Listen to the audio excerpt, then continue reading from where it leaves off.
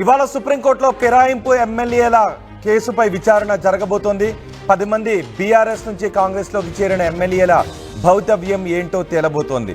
10 మంది బీఆర్ఎస్ నుంచి కాంగ్రెస్లో చేరిన ఎమ్మెల్యేలను అనర్హులుగా ప్రకటించాలి అంటూ న్యాయ పోరాటం చేస్తోంది బీఆర్ఎస్.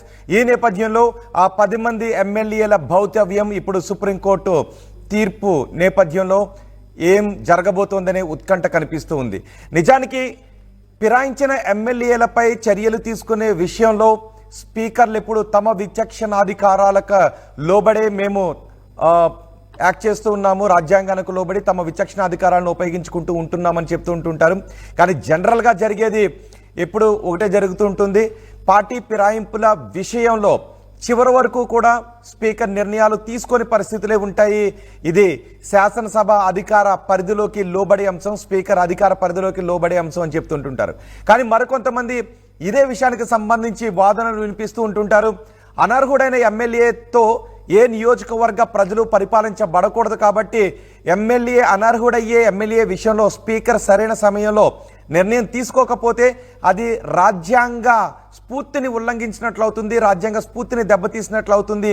కాబట్టి ఏ వ్యవస్థ విచక్షణాధికారమైన రాజ్యాంగ స్ఫూర్తికి లోబడే ఉండాలి. కాబట్టి రాజ్యాంగ స్ఫూర్తికి విరుద్ధంగా ఉన్న విచక్షణాధికారాల విషయంలో న్యాయస్థానాలు కూడా కలగజేసుకోవాలి అంటూ చాలామంది వాదన వినిపిస్తూ ఉంటుంటారు. సో ఇక్కడే మనకి ఎవరి అధికార పరిధి ఏంటి, ఎవరి డిస్క్రిప్షన్ ఏంటి, ఎవరి డిస్క్రిప్షన్లోకి ఎవరు రావాలి, ఎవరు రాకూడదు అనే విషయంపై పెద్ద ఎత్తున చర్చ జరుగుతూ ఉంటుంది. ఇక్కడ కూడా అదే జరుగుతుంది. ఇక్కడ ఎమ్మెల్యేల అనర్హత విషయంలో చాలా సందర్భాల్లో స్పీకర్ను మేము ఆదేశాలు జారీ చేయలేము అని న్యాయస్థానాలు కూడా చెబుతూ ఉంటుంటాయి.